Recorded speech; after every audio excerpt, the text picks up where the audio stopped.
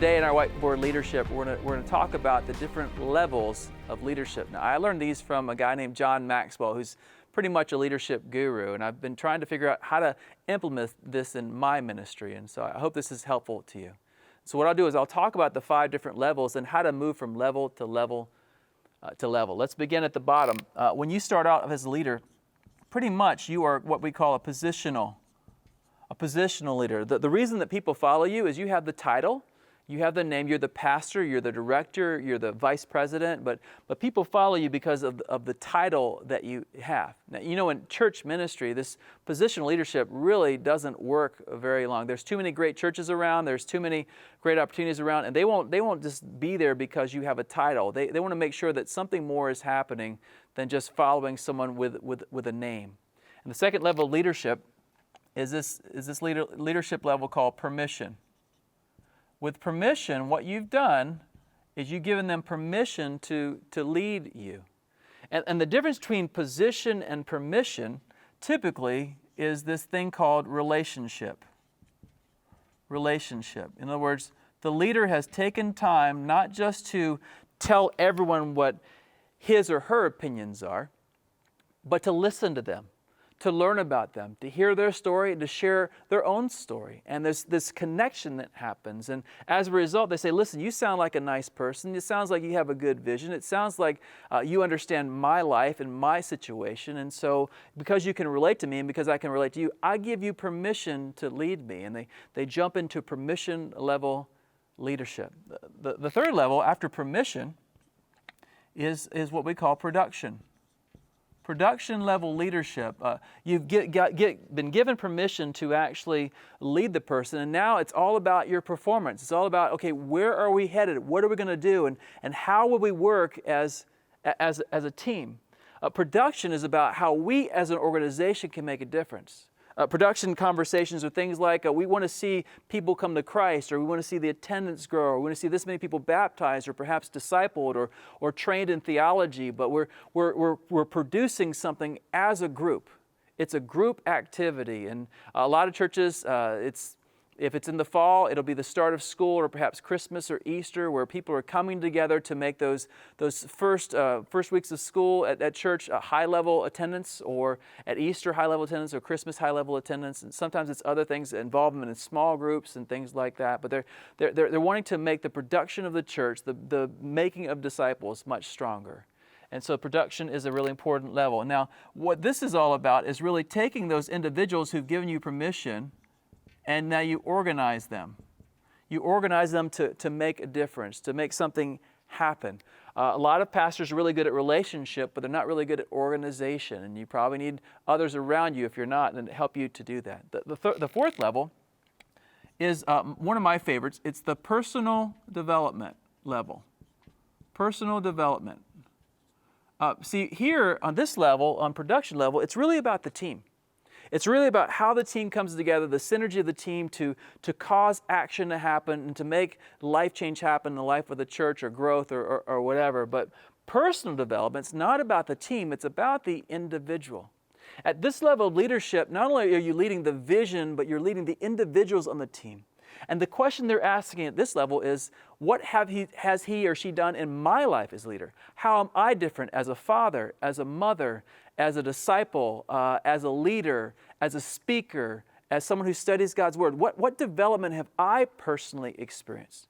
When you get to the level of personal development, you're not only changing crowds, you're changing the core, you're changing the individuals. And there's a huge allegiance that comes when they develop personally through your ministry. And in this area, so what we're trying to do here is we're trying to train. The idea is individual training, that I'm a better follower of Christ, I'm a better mother or father, I'm a better disciple, I'm a better small group leader, I'm a better Sunday school teacher, I'm a better musician, whatever it is, you're training me, you're making me better in what I do, in the vision that God has for my life and not just for the church. And then the final level is what I call the personhood level. Personhood level is a very hard level to get to. People follow personhood because of who they are. Let me give you an example of that. Some of you probably never ever met Billy Graham, but you have great respect for Billy Graham, right? And the reason is because of his track record over a long period of time. The reason you would follow Billy Graham is because he's Billy Graham. Others of you may say that about Mother Teresa, or perhaps Andy Stanley, or Rick Warren, or Bill Hybels, or Louis Giglio, or you may have many others, but you follow them because of their track record, because of the consistency, because of who they are over time. The key to personhood is this idea of being a model. It's the idea of integrity. Now, they do all these other things. They connect in a relationship. They organize the team. They invest in individual people. But now they model it over a long, long period of time. When a person gets to personhood in their leadership, people don't really question you very much because you've been so consistent over such a long period of time. Now, here's the thing about this. In your church, in your organization, there are different people at different levels with you all the time.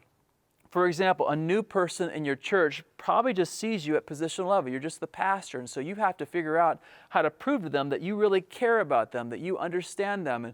And the larger the church, the more challenging this becomes. But you have to relate in such a way that they think, I think this person understands me, and I'm going to give them permission to lead me. Some of you have been moving from ministry to ministry. I don't know if you've noticed, but a lot of times when leaders change ministries, the entire leadership team will very often change. And that's because they want you to prove yourself all over again in the production area. In personal development, a lot of us are so involved with the crowd that we've forgotten about the core. I know a whole lot of pastors that speak on a Sunday morning, but they never really develop their staff during the week or their volunteer leaders during that month. And it's a huge mistake, because if all you're at is production level, when the production goes down, the trust will go down and everything else will go down. And really, if you stay at this level, you'll never raise up the leaders that we need to fill the harvest field. The harvest is plentiful, but the workers are few, and so we have to train people. We have to pray for the Lord to harvest, to raise up workers, but we have to train those workers to go out into the harvest field. And so whatever level you're on, here's what I'd challenge you to do. I'd challenge you to ask, well, which one of the people in my congregation are at what level? Hopefully you have some people in your congregation that are at permission level because you've done such a good job on Sunday morning talking to them, or you've connected with them during the week. Others, hopefully you have a lot of people who are serving in the ministry. They're on production level, and they're acting like a team. I would certainly hope you have at least a few people that are at personal development level. Because of your presence, they're different, and they're better leaders, they're better followers, they're better husbands, they're better wives. And certainly there's some people who just love you because you're you. They believe in your vision, they believe in the mission that you have, they've seen your integrity over a long period of time, and they simply trust you. This has been a Converge Whiteboard Leadership Moment. To learn more about Converge or to join us, check out converge.org.